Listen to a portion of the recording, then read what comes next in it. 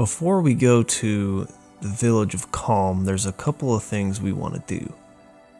Specifically, there's a battle we want to encounter. And there's an item I want to steal as well as an enemy skill I want to learn. So as soon as I meet up with that battle, I'll show it off. Most of the enemies here are very, very easy. All you really have to do is just attack. There's one battle you might want to watch out for. I'll show that one off as well, so if I get to it before the one I'm actually looking for. But keep in mind that if you go into the town right now, there's going to be a really long scene you have to watch. Oh, here it is. This is the battle I was looking for. Okay, so we'll have you cast Bolt. This one. Eris will defend for now, and we want Cloud to steal an item from these guys. So there's an item we want to steal, but also an enemy skill we need to learn from these guys. The enemy skill we're looking for is called Mantra Magic. I'm going to cure real fast. And I'll have you cast Bolt. That's the enemy skill. So the way enemy skills will work is you just have to basically get the enemy to use it in battle. And if it's used, you'll learn it. Pretty easy. And you can actually turn around and use it right there in the same battle, which is really cool too. While we're trying to get Cloud to steal, just keep defending. But yeah, if you wanted to go into enemy skill, you could use that enemy skill that you learned in that battle right there. So that's pretty cool. But for now, we really just need to get him to steal. I'll cut out until I get it. Okay, we finally got it, the Atomic Scissors. You can use that on Barret, it's a weapon for Barret. And we can use Sledfang again, which is good. Maybe we'll unlock his second limit break after this, let's hope so. You know what? I might try and get it again. I don't know, maybe I won't. It's not really worth doing. There's a place we're going to get to pretty soon where we can learn enemy skills really quickly. So, I'm not going to worry about it. Mantra Magic, though, is a really useful enemy skill for learning limit breaks. Because in order to learn the next tier of limit breaks, you have to kill a certain number of enemies. And Mantra Magic hits all enemies. So if you come across a battle, which we will soon in the game, where there are lots of enemies in the same battle, you can kill all of them in one go. So we'll put that to use here in a little bit.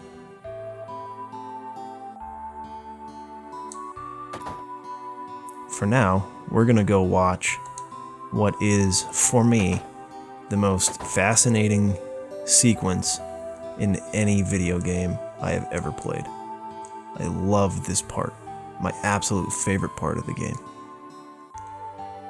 Let's go up to the second floor. Now, I'm gonna cover this in 2 episodes, I think. It's a really long scene, so.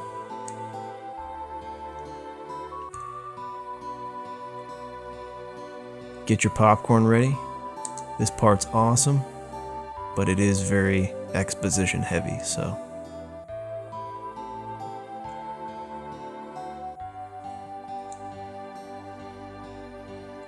I might be pretty quiet during this part, so if I don't have a lot of commentary, it's just because I don't want to taint the scene. I think it's really, really awesome, so. I'm sure I'll have some things to say here and there, but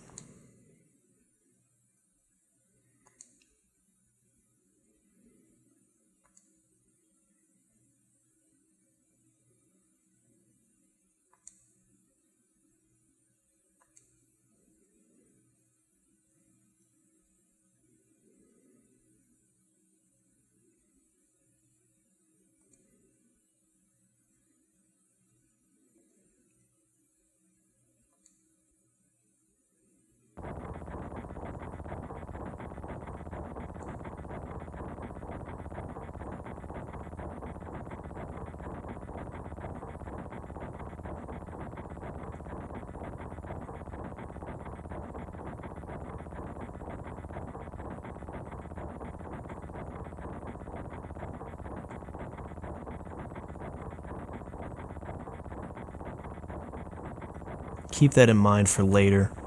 He says he's never had motion sickness.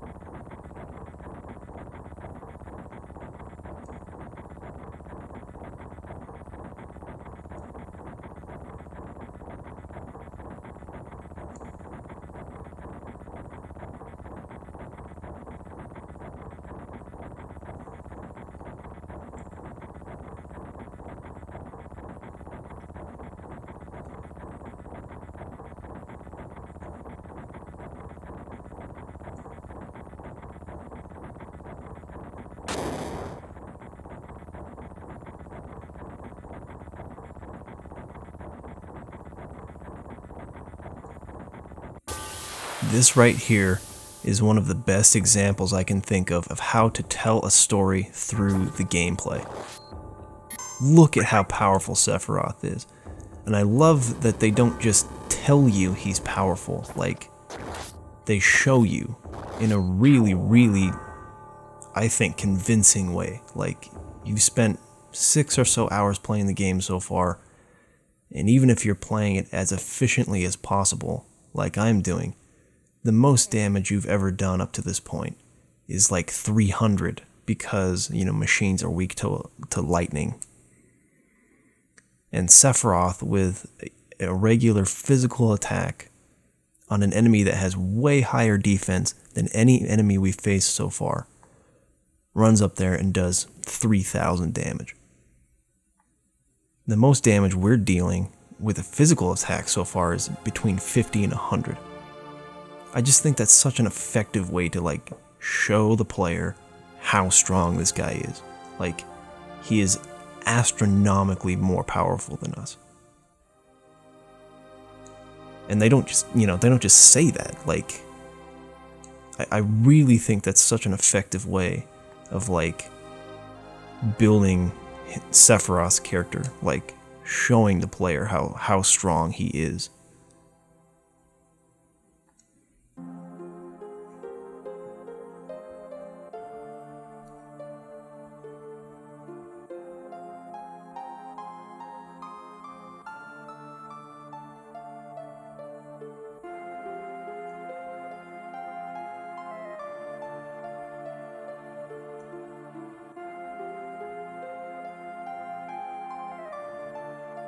Let's talk to these guys real quick, see what they have to say.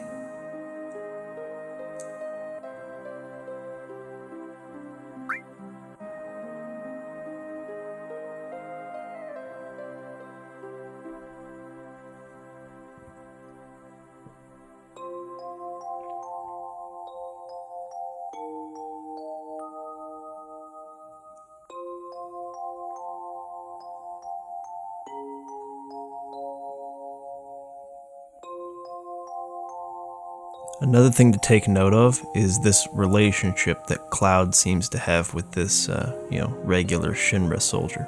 Keep that in mind for the future as well.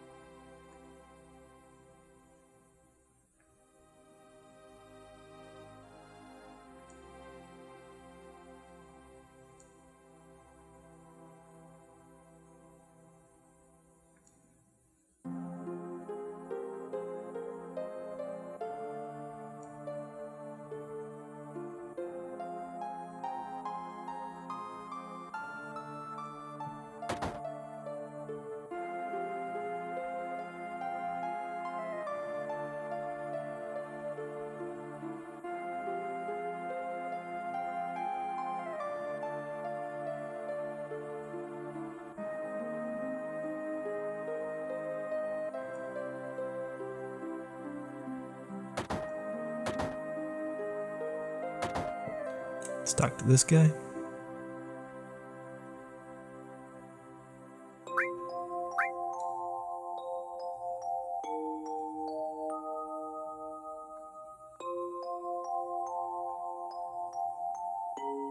I like how they kind of faded out that dialogue underneath to like show what he was thinking.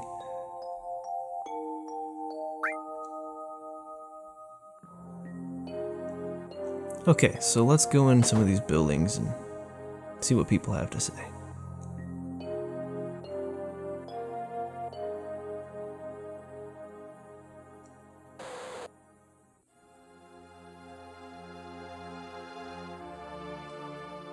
Well, that was interesting. Wonder why he can't seem to remember what was going on inside of there. Let's go into this house.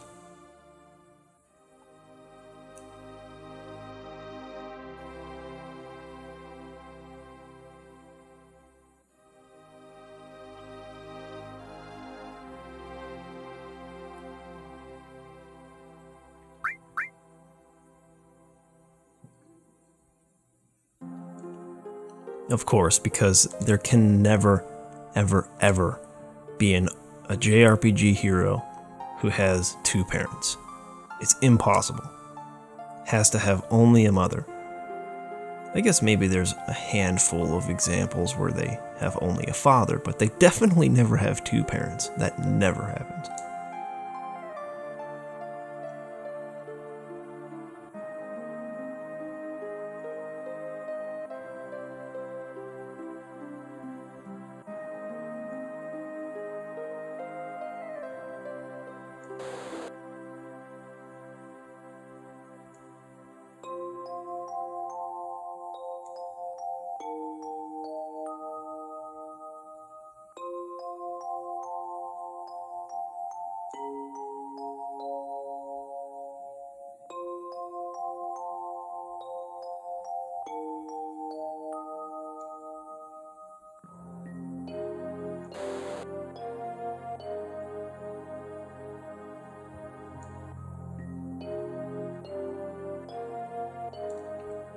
We already saw this part of the scene a little earlier in the game.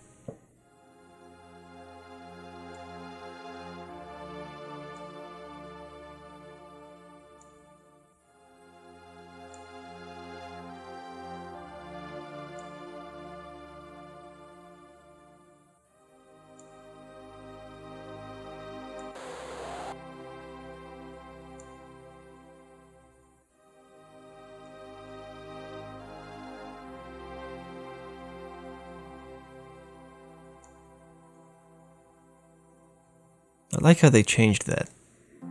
I know you can't cook is better than what it says in the PS1 version. She says, "You can cook, can't you?" or asks if he can cook or something like that. Makes a lot more sense to say, "I know you can't cook." For the most part, the changes that they've made to the script in this version are really, really solid.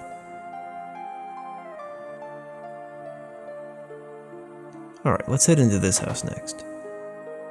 Keep in mind, for those of you who are trying to date Tifa, none of this will affect her affection towards you at all. So you can go around, explore, say whatever you want to say during this part. It'll have no effect on Tifa.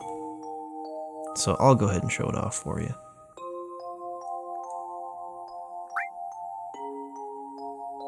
So there's a letter here that you can read. I'm not going to because it'll just take a lot of time, but it's some interesting stuff. Or you can... What the freak is orthopedic underwear? I don't even know what that's supposed to be. Anyways, you can also come over here and play the piano. Now, this is how you want to play it. You just want to, what you want to do is play the main theme of the game. You play it by pressing X, square, triangle, then hold down the R button, triangle, square. Then X, square, triangle, R, hold down the R button, O. Whoops, I fetched that up, hold on. Let me try that again. You play it x square triangle r triangle r square x square triangle rx, then O, then x square x. There you go. So that's how you play it. Play it one more time just so you guys can get that down. And remember it for later. This is really going to be important later. X square triangle. Hold down the R button. Triangle. Square. Release the R button. X square triangle. Hold down the R button. X. Let go of the R button. O. X square X. So that is how you do that. Alright, let's get out of here.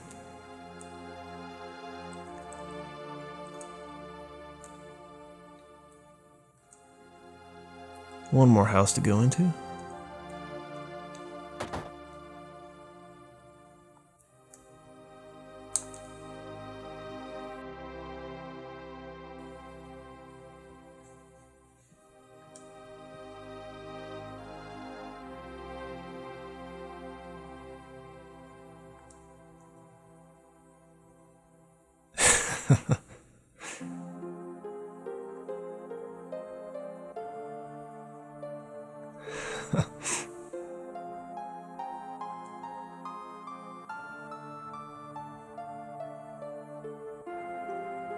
I like that. I think that's pretty funny. The big sister is saying all this stuff.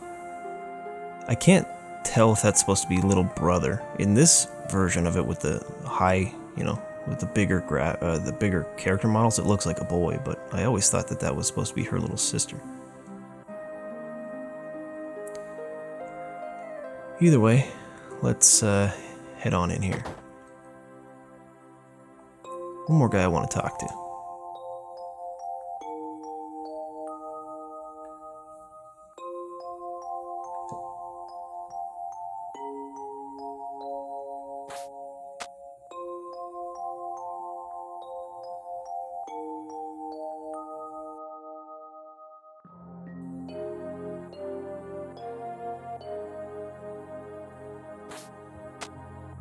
So this guy is the martial arts trainer for Tifa. Let's talk to Sephiroth. Look how they keep showing this Shinra soldier here. He keeps kind of having... There's a little bit of a focus on him for some reason. Keep that in mind for later.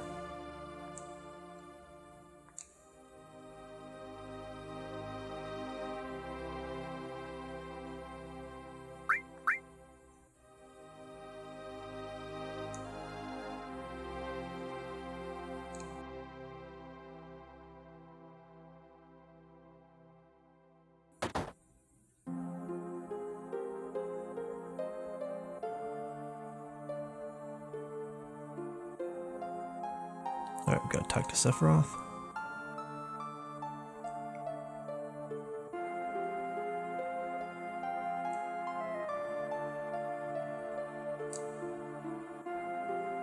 Well, looks like Tifa is gonna be the guide. I wonder why they picked Tifa as the guide. I mean, there's no one else in the town that's better qualified to do this than her? Like a 16-year-old girl?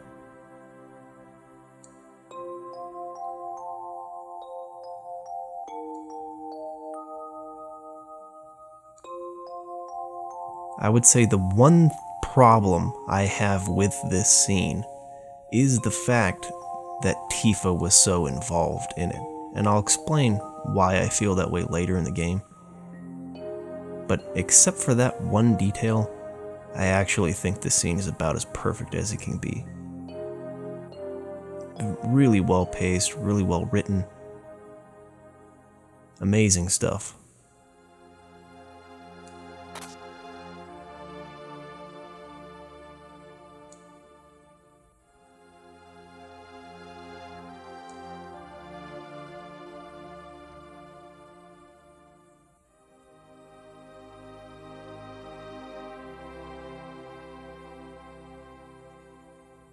I'm pretty sure that this shot was used in the commercial for the game that ran on TV.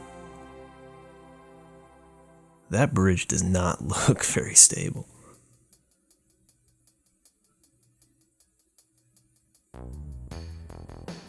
Sephiroth's walk there looked really weird.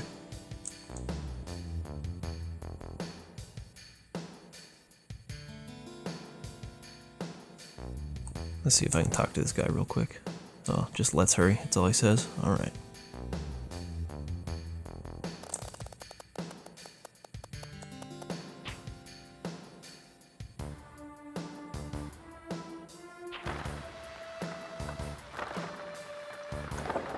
And that's the end of the game, because they all died. There's no way in a Final Fantasy game anyone could survive. Oh. Never mind, they always survive falls of infinite height in Final Fantasy games.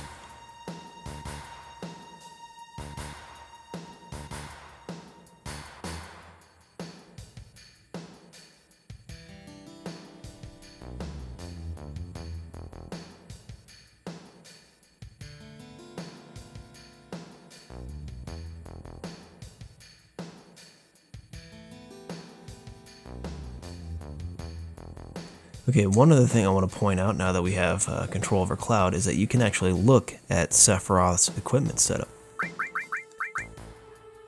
So you can actually get his attack is 99. He's wearing this tough ring, which gives him plus 50 to vitality and spirit. Gold armlet, Masamune for his weapon. He's level 50. You can even look at his materia setup. And what's really funny is if you try to remove his materia, that's what happens. But you can see all of his materia is mastered, meaning it has all the stars on it. So this guy has been around. He has seen a few battles. Again, a really good way of demonstrating through the gameplay for those, players that are really technical and like to look at this sort of stuff. He's really strong. You can also look at Cloud's materia, which has preemptive, a really good materia. It means that we'll basically get a preemptive strike on every random battle. And he's also just got basically the same equipment we had right at the beginning of the game. Only difference is he's level 1 now, and at the beginning of the game he was level 7. Because this is Final Fantasy VII. I never made that connection until later in life. I was kind of blown away when I realized he was level 7. And that's like in the title of the game. They did that for a lot of things. Sector 7 gets destroyed. Tifa's bar is called 7th Heaven. Things like that.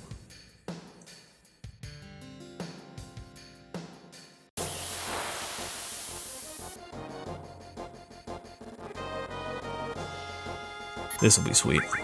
I think he'll use he's Ice 3. So this is actually a pretty good opportunity early in the game to get a sneak peek at some of the some of the late game high level magic spells, the level 3 magic spells, which is pretty cool.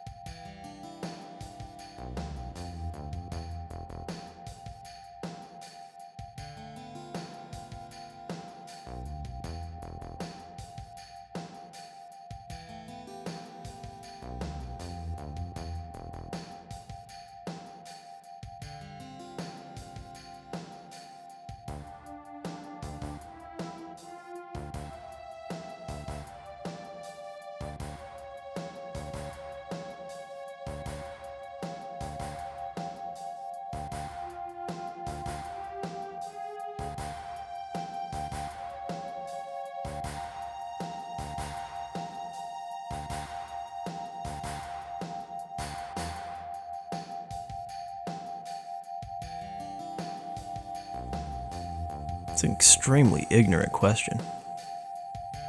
They're only doing this for the player's benefit. There's no way Cloud would not have known that.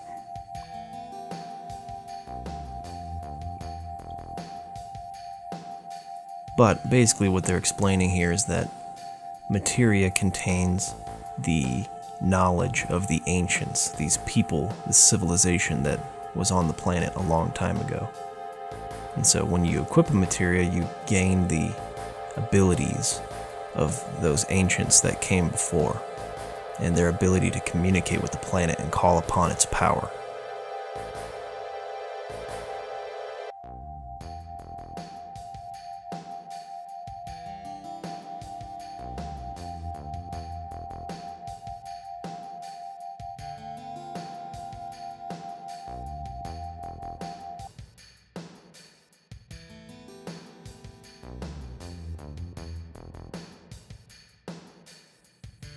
And there it is, we finally arrived at the Mako reactor. And this is actually where I'm going to stop for today. Next time we'll continue on and we'll finish this scene here, this flashback of Clouds. Thanks for watching. Let me know if you have any questions in the comments. Peace!